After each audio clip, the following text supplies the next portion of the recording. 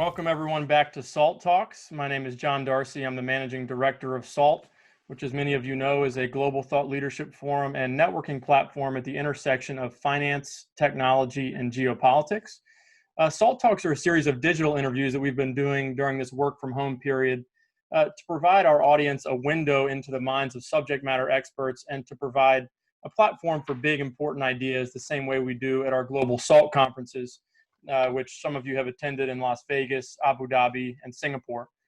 Today, we're very excited to welcome Zach Carter to SALT Talks.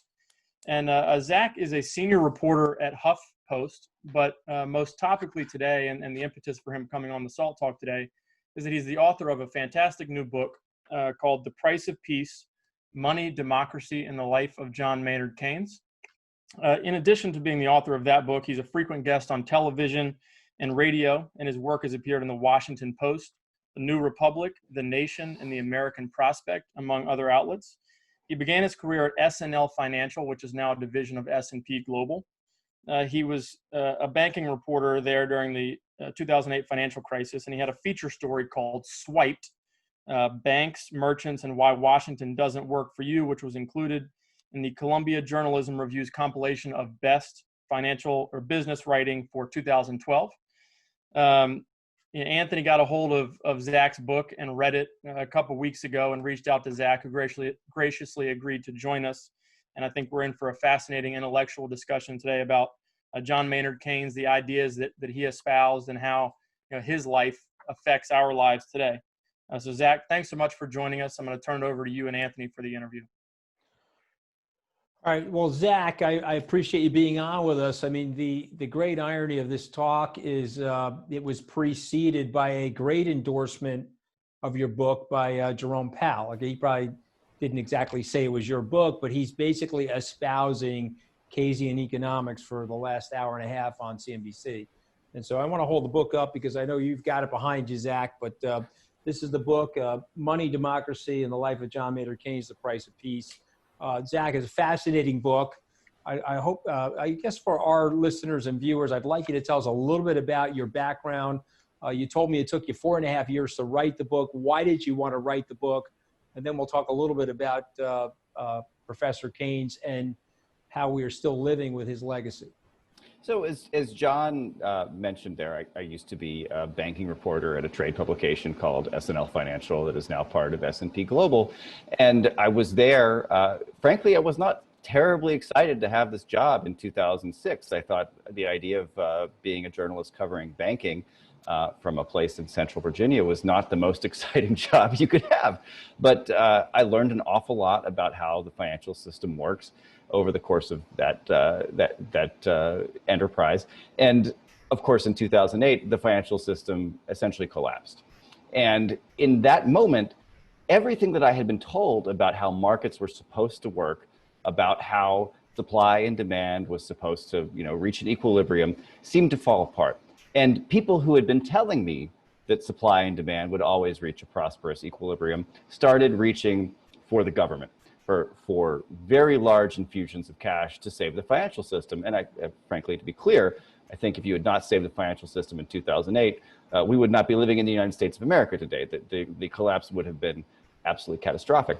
But it was very clear to me that there was sort of an intellectual sea change that was underway at that moment. And people started talking about John Maynard Keynes, just sources that I would talk to on the phone.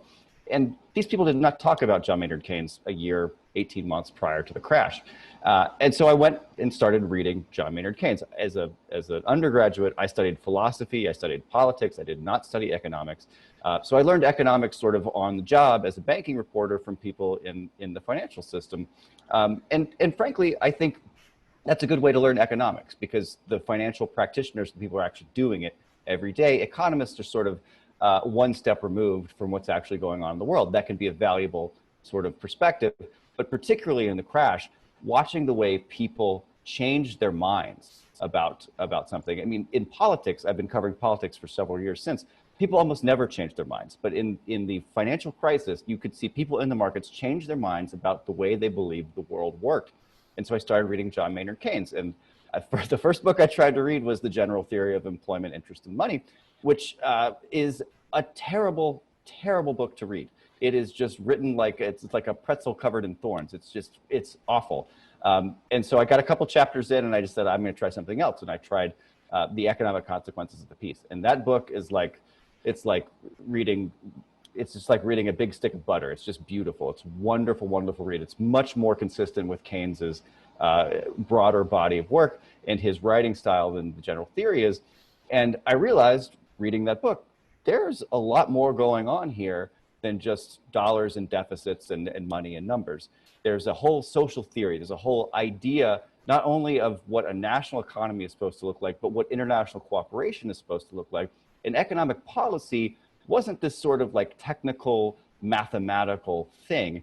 It was the thing that was supposed to like embolden and enable this broader social vision. And so I became totally obsessed with Keynes, and the book is the byproduct of that. Okay, so let's take people back for a second. I don't want to cut you off because I really want you to elaborate on all this, but I want to give all of our viewers who may not be as familiar with John Maynard Keynes a brief synopsis. So he was a legendary economist, and he wrote about the Versailles Treaty, which you elaborate in the book, and he wrote that the wartime reparations that were being imposed upon the Germans were not sustainable, unlikely to be paid back, and would cause social and political unrest in Germany.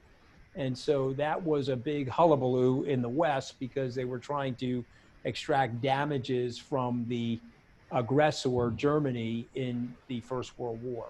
But Keynes was really trying to point out that if you do that, you're going to set them up for nationalism, you're going to set them up for a specter of disassociation from that alliance that you're talking about. Of course, that happened, but in the ensuing years, we were touched with the Great Depression, and you go into that. You can explain why that happened. Combination of bad monetary policy, a lot of what Liaquat Ahmed said in The Lords of Finance, but there was John Maynard Keynes standing for the principle that the government needed to prime the pump, and the government needed to replace aggregate demand, and deficits, frankly, were not going to be that big of a deal. As you, Stephanie Kelton, and others point out, they have been sustainable for generations. They've been sustainable for thousands of years in our civilization. And so now I want to bring it back to you. It's John Maynard Keynes. He's living in the early 1930s, espousing these theories, which we're using today. But go ahead.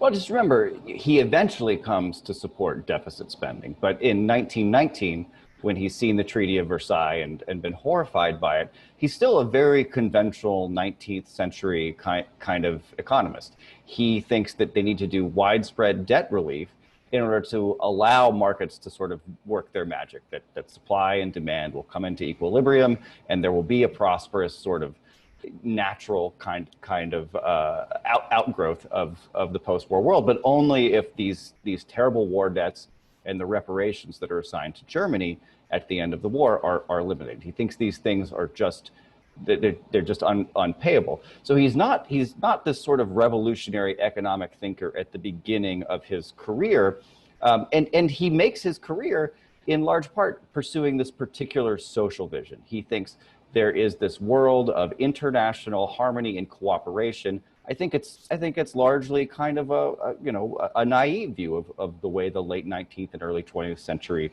international economies function, but it's a beautiful vision. I mean, he's talking about people exchanging ideas and culture across different national boundaries, and that trade and finance is sort of a vehicle for cooperation, growth, and social harmony.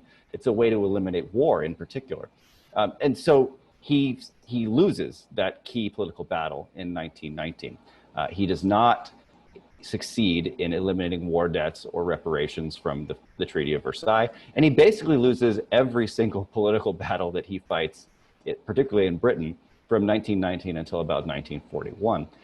But he becomes, around 1929, enamored with this idea of deficit spending. He says, look, we have huge debts everywhere because the war debts aren't going away. Everybody's still in debt from the war in 1929, but there are all of these problems that need to be solved.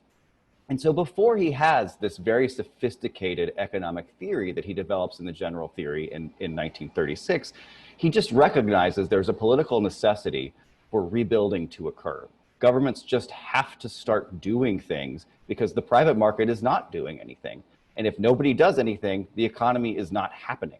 It's not functioning. We talk about the Great Depression in the United States like something that sort of got kicked off in 1929, sometime after the stock market crash. But in Britain, they were in a double-digit unemployment situation from 1919 all the way through to the Second World War. So for Keynes, this is just an astronomical political crisis. And they have these, these enormous strikes that are happening in the streets. In 1926, there's a general strike where basically all of the labor unions just unite and say, we're not going to work anymore. And that is devastating to Keynes. He's very sort of politically conservative in that he's afraid of change. But a lot of his policy ideas, I think, end up being quite radical in that they're new sort of ideas designed to facilitate that sort of conservative political goal that he has in mind, that goal of social stability.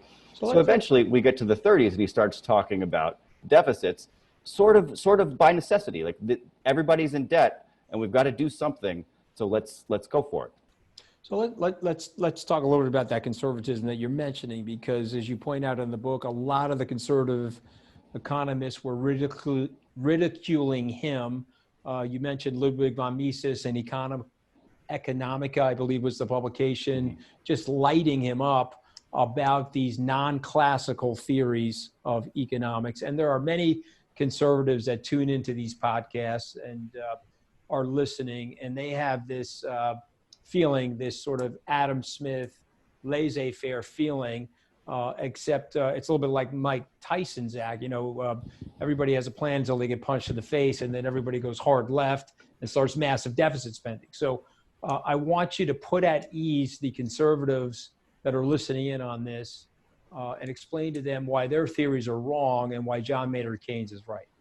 Well, both von Mises and Hayek had a much deeper understanding of economic history than John Maynard Keynes did. He did not study economics as a young man. He studied mathematics. Cambridge didn't have an economics program until 1903, I believe, and he graduated in 1902. So there were economics courses, but you couldn't, major in economics there. And so Hayek and von Mises have this much deeper and longer sort of knowledge about the economics profession. And I think to some extent this ends up hamstringing them when they get to the Depression, because the rules that are supposed to apply suddenly don't apply anymore. However you look at the Great Depression in the 1920s and the 1930s, at some point markets should have been able to clear whatever dumb decisions governments were making. Rational individuals maximizing their own economic potential should have figured out a way for supply to reach equilibrium with demand and lead to an equilibrium in which there was sustained high employment. And that just did not happen in Britain. And so the thing about Keynes is he looks at economics from a more sort of philosophical perspective than I think Hayek and von Mises did. He was fundamentally a philosopher first, a social thinker first, and then an economist second. He's always using economics to try to pursue these other social goals. So I want to say to the conservatives here, like, if you are upset with John Maynard Keynes because you think that he's pursuing social goals that you don't agree with, you are correct. That is, in fact, something that he was doing. But it is also the case that essentially every single government since the Great Depression has pursued the ideas of John Maynard Keynes in some variety or other. Everyone runs big deficits when we get into a crisis. It always happens. Even Ronald Reagan, after the big monetarist sort of recession under Paul Volcker in the early 1980s, started ramping up government spending for the military in order to try to win re-election in 1984. He eventually sacked Paul Volcker in favor of Alan Greenspan in order to get some more help from the Fed, frankly, in a very traditionally Keynesian way. The difference between the Republicans and the Democrats on this, and I think even the difference between the Democrats and Keynes, is what they decide to spend the money on. We have always spent enormous sums of money when we get into crises, and we've also spent much larger sums of money since the Great Depression, just as a sort of standard baseline of how the government functions. Before the Great Depression, the government spent 2 or 3% of GDP on its operations. since the 1960s, we've been hovering around 20%. You move a couple percent up, a couple percent down. That is a significant change. I think Keynes would have wanted more of that. But the fact is, Keynesian thought in this sense of using the government to supplement aggregate demand, it is not a controversial theory in government between Republicans and Democrats when they're actually governing. It's just how the world works. So if you're worried about adopting Keynesian ideas because you think it's gonna cause some sort of crisis or move the economy out of kilter, you have to grapple with the last 80 years. Well, I think that's well said, and I want to take you back to the original gold standard, which we lifted in 1933, and then John Maynard Keynes himself worked on the Bretton Woods Treaty in 1944. But then there's August 15th, 1971, where Richard Nixon pulls the pin on gold, and there's this theory, and so I want you to address that, and then the second part of the question is, let's go from 1971 to today, because conservatives would say, well, we took ourselves off the gold standard. We had that rampant inflation in the 70s that needed to be tamed by Volcker, and that these strategies are incredibly inflationary, and that deficit spending actually harms the middle class and the lower middle class, because if you're devaluing the dollar, their wages can't catch up. So it's a two-part story. Let's go to 33, 44, 71, and then that last piece there. So Keynes's issue with the gold standard by 1933 is not anything about gold in particular. He just thinks that the economic order of his day is forcing countries into sort of a deflationary crouch. If you are losing gold under the gold standard, if it's flowing out of your country because people are losing confidence in either your financial situation, or your economy is just not doing well, then you have to do something to retain gold. So typically it was raising interest rates. That was how central banks dealt with that, and the gold would flow back. But by raising interest rates, you caused high unemployment. And there's this famous quote from Keynes in 1923, where he says, "In the long run, we are all dead." And this has been interpreted in various ways, by different people throughout time. But the basic point is that if you have a social revolution in the meantime, while you're waiting for the scales of the Adam Smith economy to balance eventually, that doesn't help you any. You still have a social revolution, and that is a problem. So Keynes says, look, we have to do something. We have to find some way of managing the economy to prevent these really terrible social outcomes in the short term, while we're waiting for the economy to sort of balance. And the long run could be a long time. It could be 90 years, it could be 9 years, but however long it is, if we have a revolution in the meantime, that's going to be a problem for somebody like Keynes. So in the 1930s, he sees the gold standard as this real transmission mechanism for austerity and for social revolution.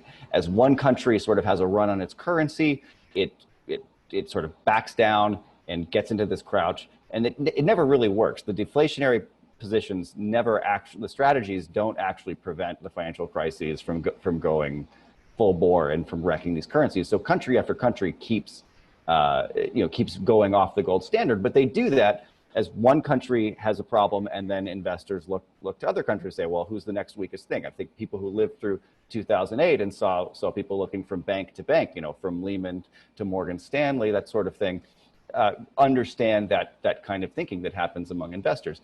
So when you go off gold in 1933, there's a new sort of world, and it's very chaotic, and it's not particularly it's not particularly prosperous. I mean, we have the Great Depression, and in 1944, the Bretton Woods Conference is sort of the attempt to create a new system among different countries to cooperate on economic policy, on finance and trade, and to create like a new system that is not going to force countries into these sort of deflationary crouches whenever they get into trouble.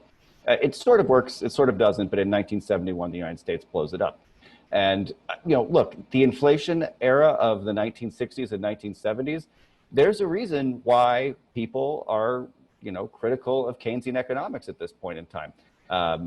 There's a lot of spending that's happening among governments. Keynesians don't have a particularly good explanation for why the inflation is taking off. There's There's the oil price increases, which happens because of a lot of foreign policy decisions in the Middle East. So that's part of it. But inflation really is taking off, and it totally discredits Keynesian thinking in the 1970s. So, I don't have a great explanation for why the 1970s inflation happens. I don't have a great explanation for why we don't have any inflation right now, even though people have been calling for it since, calling for hyperinflation since 2006, I think. So I think the sort of certainty that the economics profession sort of develops every 3 or 4 years as new theories kind of take hold is often quite illusory. But with Keynes, you have this very flexible mind, somebody who is attached not only to deficit spending. He liked deficit spending because he saw it as a political necessity, but he never wanted to be remembered as a deficit therapist. He wanted to be remembered as this guy who was trying to prevent war and deprivation, who was trying to promote prosperity and international harmony.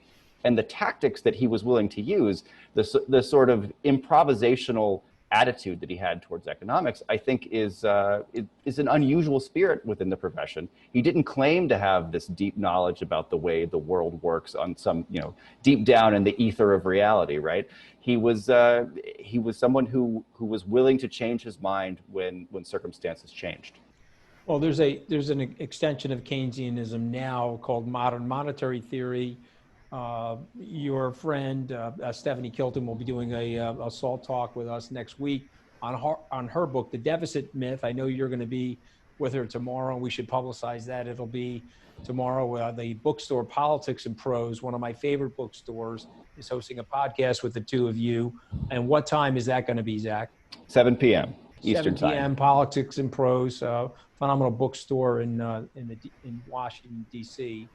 But in Stephanie's book, which I read in preparation for this and for my SALT talk with her next week, she really believes that this is the Galileo moment. She really believes, she really says that modern monetary theory is like Copernicus discovering that the Earth is actually rotating around the sun as opposed to being flat and the center of the universe, according to some of the religious experts. And so she really believes that this massive sort of deficit spending is a great equalizer and is almost a tonic to help the lower and middle class. And so I'm just wondering what your thoughts are on that, you now being the Keynesian expert. Sure. I have a great deal of respect for Stephanie. That's why we're doing an event together tomorrow.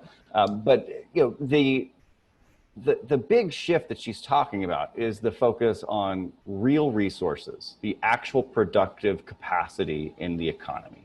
How many people you have who can be put to work, what their skills are, how many resources you have, how many farmers do you have, how many miners you have, how many tons of coal you have in the ground, probably not great for the Green New Deal kind of stuff, but the actual resources you have in your economy. That's how you should think about economic policy. You should not think about it in terms of the monetary numbers that we attach to government spending.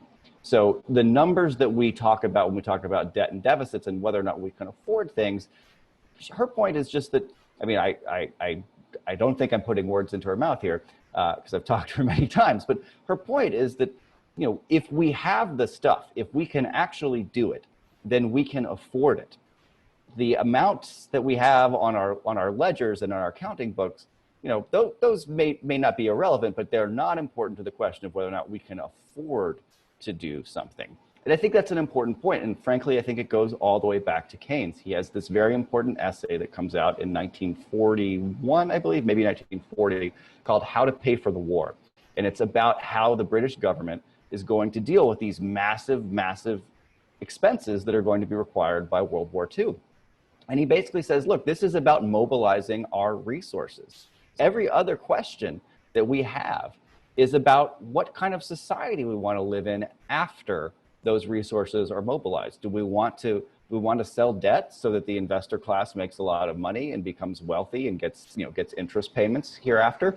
Or do we want to raise taxes on the investor class so that they have less money in the here and now?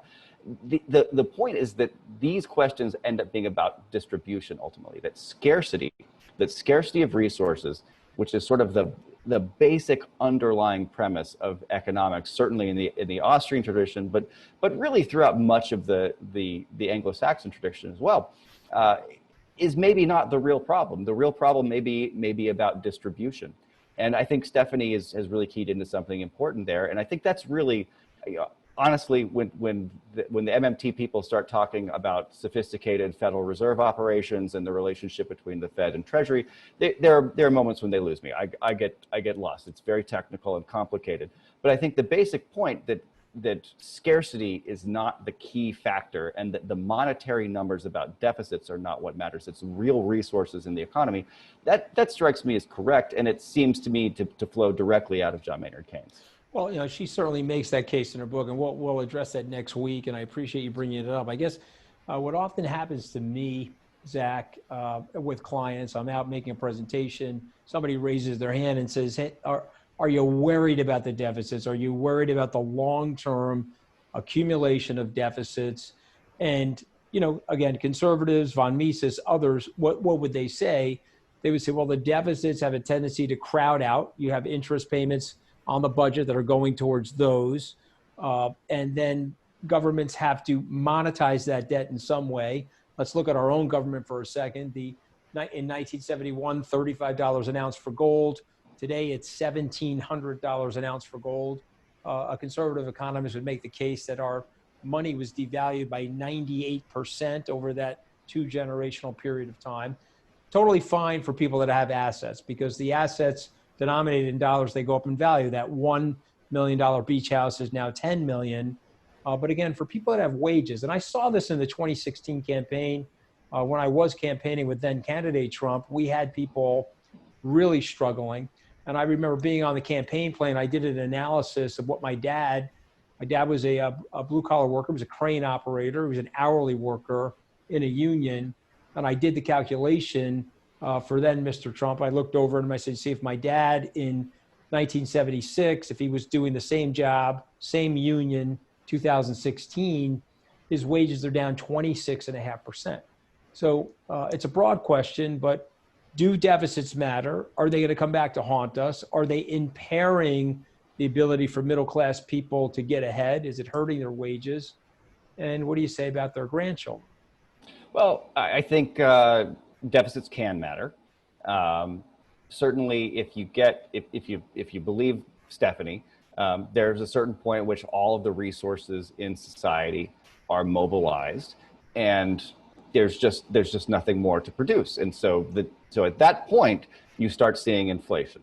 And when you start seeing inflation, that can be a social problem, not only for the investor class, but for for working people. I don't think we're there. When I think about the question about the grandchildren, though, your grandchildren want you to have a job so that you can have a fulfilling life and pass good things down to them, whether it's money or learning or culture. They want you to be able to have a full life. They're not thinking, my goodness, my grandparents are stealing from me every day. They're thinking, I have a 10-month-old daughter now, so I think about this all the time. Thank you very much. What she wants is for daddy to be employed so that daddy can have a job and afford to buy her toys and books and teach her things. She wants to have all the ingredients of a good life. This is essential to Keynesian thought. Let me push back. Let me push back for a second, though. Are we mortgaging her future? Because that's a big issue, right? That's a big statement that people make. Well, we're mortgaging our children's future to pay for our goods and services today. What happens to my daughter if I lose my job? What happens to her if I don't have any money, if I can't pay the bills? The idea that we're mortgaging her future to make sure that her parents are employed, I think is very silly. Her future gets much, much worse if her parents are in a terrible financial situation. Okay, so now you sound like John Maynard Keynes, and you do make the point in this amazing book. What you're basically saying is that we have to solve for today, and that if we can create the right economy today, we get an amazing amount of innovation, an unleashing of growth, and people that think the way I am positing right now are thinking too linearly. In fact, we have this exponential opportunity if we can set the economy up right today, and so that the future for your daughter or my children is going to be so much different. And I would point out to people, just think about where we were in the 80s with peak oil theory. I was sitting in a classroom, Zach, in the mid 80s where people told me, well, we're running out of oil. By 2010, there'll be no oil. And they left out the exponential technological growth that took place under heavy deficit spending to lead to this abundance of oil. Now, we could question a bit that impact on the environment, but the point being, right. I think the point that Keynes would make, you would make, it's a very interesting intellectual comment, is if you fix today, we won't have to worry about tomorrow because we'll unleash unbelievable amounts of growth in the process and make people's lives in the future way better than ours today. Keynes had a very different sort of framework for understanding economics than I think most economists who have followed him have adopted.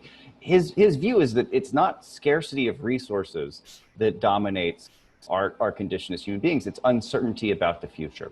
And if you can find a way to deal with uncertainty, ultimately there's no way to cure uncertainty. But if you can give people a reason to believe that tomorrow will be better than today, each step of the way, you have a much better chance of securing the type of social harmony that he always wanted to see. And so his economic policy is designed to make people believe that tomorrow will be better than today. And look, that is a difficult thing to secure when things are bad.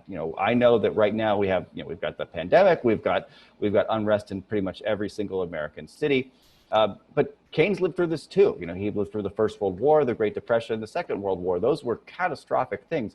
And he never lost that sort of faith in the future. And I think that's a pretty essential sort of belief that you have to maintain if you're going to live in a democracy, regardless of what your economic position is.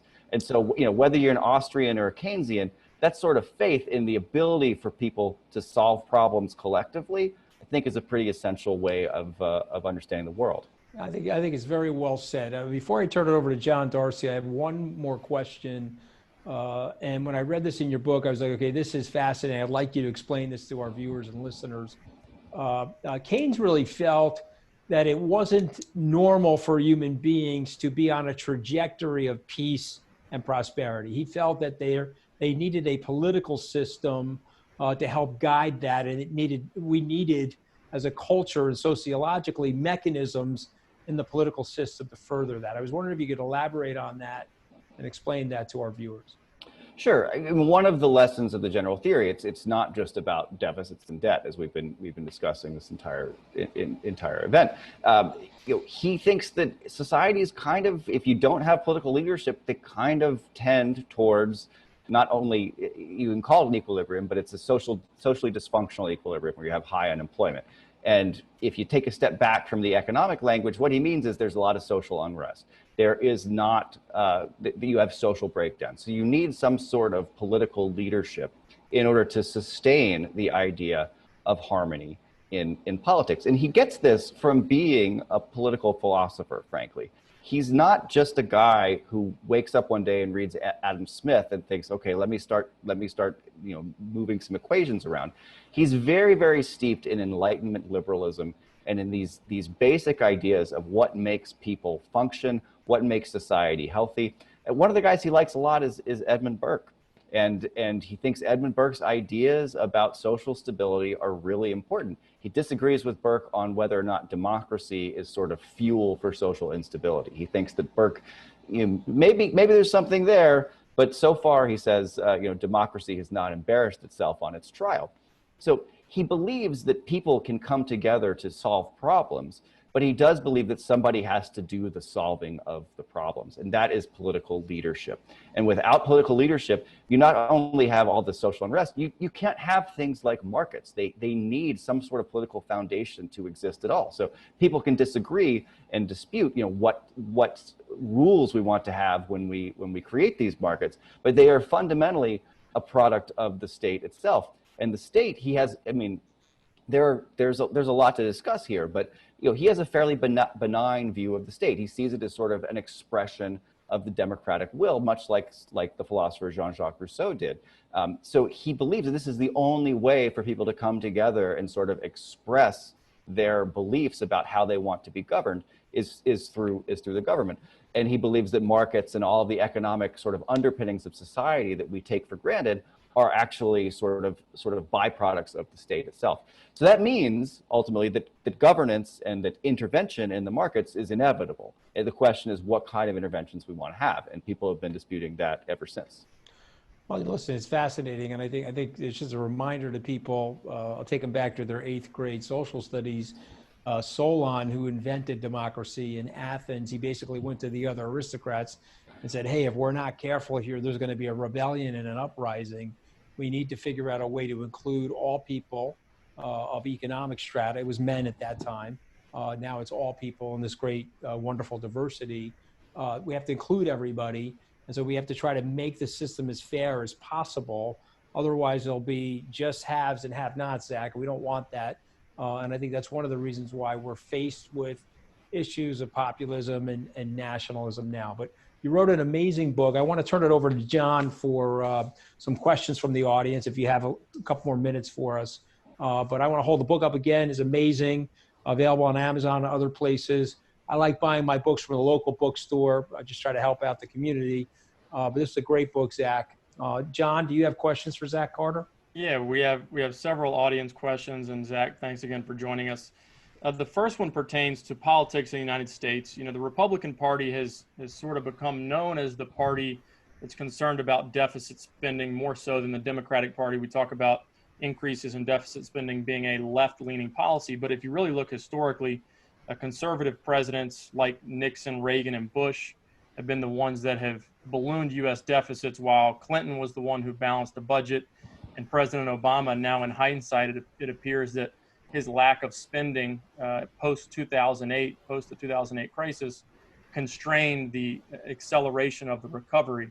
Could you elaborate on that observation and share your view of whether you think the Biden administration, I know the Sanders team had Stephanie Kelton on as a economic counselor, but do you think the Biden administration understands that issue and has the appetite to spend aggressively if he wins in this election? Well, let me start with the Biden question. I mean, frankly, Biden is a total black box to me. I think you know he sometimes comes out and talks about how he wants to do something like an FDR New Deal style program, and the other times he sounds like he's an Austerian. I think Biden's just trying to get through this election, and we're going to learn a lot about what the direction of the Biden administration will be when he names his vice president. That is going to be a sign to people about what kind of administration he really wants to run. I think he's been talking out of sort of both sides of his mouth for much of the campaign since he basically secured the nomination, you know, trying not to lose a lot of those Sanders supporters, but also trying not to alienate the suburban moderates who he feels like are part of his base. And I don't think he knows what he wants to do. I think he's going to figure it out. He's a guy who's capable of changing his mind. You know, he voted for all of this bank deregulation stuff in the 1990s as part of the Clinton administration, was very enthusiastic about it. But in 2016, when he was looking back on his career in politics, he said to, I believe it was Jake Tapper, that he thought his vote for the repeal of Glass-Steagall was the worst vote he ever made. So he's capable of changing his mind. I just don't know, you know, which way he's going to change it going forward. And I think predicting the future is an extremely difficult thing to do in politics at this juncture. This is a very, very uncertain time. About Republicans and Democrats and deficits, I mean, what you said is basically right. Everybody, with the exception of Bill Clinton, since 1932, has been running up larger and larger deficits. It's just sort of a fact of life. Whether or not those deficits are good for America, you know, the thing about economic disputes is you can always find statistics to fit your particular worldview. You know, the empirical questions, they're very difficult to decipher. So, you know, some people could say, look, the deficits caused inflation in the 1970s. They caused a recession in 1992. Other people, you know, I tend not to find that stuff terribly persuasive, but, you know, I can point to a different set of data that says, you know, deficits don't really make that big of a difference for the United States, particularly since the age of gold is over. I do think it's the case that the Democratic Party is more committed to what we would traditionally call fiscal responsibility than the Republican Party is. They seem to think that it's sort of like a point of honor to reduce the deficit in ways that the Republicans don't when they're in power. I think Nancy Pelosi's been very clear about this. I'm not particularly excited about that as somebody who's traditionally been affiliated with the Democratic Party. I wish they weren't so committed to deficit reduction. I think it ultimately ends up hurting the people who they want to help. But we will see what happens in the Biden administration. I think it's a very uncertain time, and I think ideologically, everything is scrambled right now. The Republican Party, there are voices in the Republican Party right now who are talking about running big deficits to help working families. That was not happening a few years ago, and we'll just see what happens. The next question came from the chat. It's about whether there seems to be a resurgent interest in the ideas of people like Keynes and Karl Polanyi. Is that a sign that our ideas about free markets and how they work is fundamentally changing? I do think so. I mean, I think 2008 was a really big moment intellectually in the history of ideas for not only the United States, but the Western world more broadly. This idea that markets were self-correcting things, that supply was going to balance with demand and reach a prosperous equilibrium. I mean, it just, you got to account for what happened in 2008. It was a total disaster. And I think the criticisms of the Obama administration that followed, that they were not aggressive enough in responding to that, sort of suggest that the government needs to be involved in the management of the economy, whatever you do. So the idea of the free market is something that's separate from the government rather than something that is managed by the government or interacts with the government in some way. I think that is changing.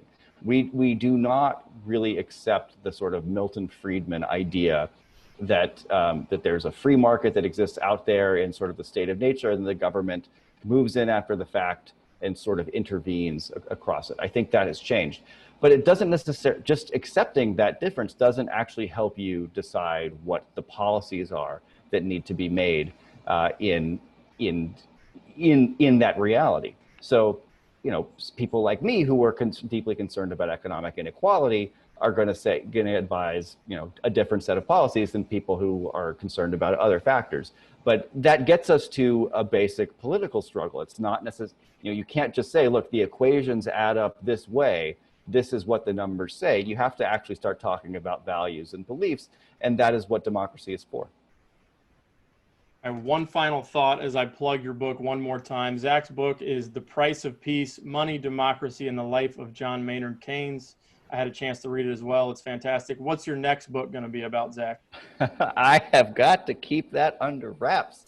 I am talking with my publisher right now, and we have exciting things on the way. But that's all I can say. Well, we caused you to blush on our Salt Talk webinar. You could be the first blusher, Zach. I caught the redness in your face there. I blush easily, Anthony. All right. Well, that's good for me to know, because I'm not the type to ever embarrass people. So, I'll keep that on the down low, Zach. But in any event, I appreciate it. Any parting thoughts of wisdom that you would like to share with us before we sign off? Sure. Look, I think Keynes was deeply naive in a lot of ways. I think he made a lot of bad mistakes. Politically, he's kind of a goofball throughout his life. But I think his faith in our ability to solve our problems together as a society, I think, is a faith that we cannot afford to lose. That is an essential belief. Whatever your political perspective is, whether you call yourself a conservative or a left-wing socialist or whatever, you have to believe that we can deal with the problems that are facing us. Because if you stop believing in that, you end up with a future that's far worse than it needs to be. And I think that was a very wise and difficult thing for Keynes to maintain throughout his life. But I think it's very admirable. Well, don't knock being a political goofball or being naive, Zach. Some of us may be that. Some of us, even on this Salt Talk, may be political goofballs. But in any event, we appreciate your time. It was a phenomenal book. I really recommend it. I do believe, as we were talking about before we opened up the line to others, the Lords of Finance, written by Liaquat Ahmed 10 or 11 years ago, had great influence on people like Dr. Bernanke, and it became sort of to use the metaphor because it's appropriate, the gold standard contemporary book for that moment. I do believe your book is going to be that one for today. So congratulations, Zach. Wish you the best with the book, and hopefully we'll get you to our SALT conference when we can get it back up and running. Thank you again. Looking forward to it.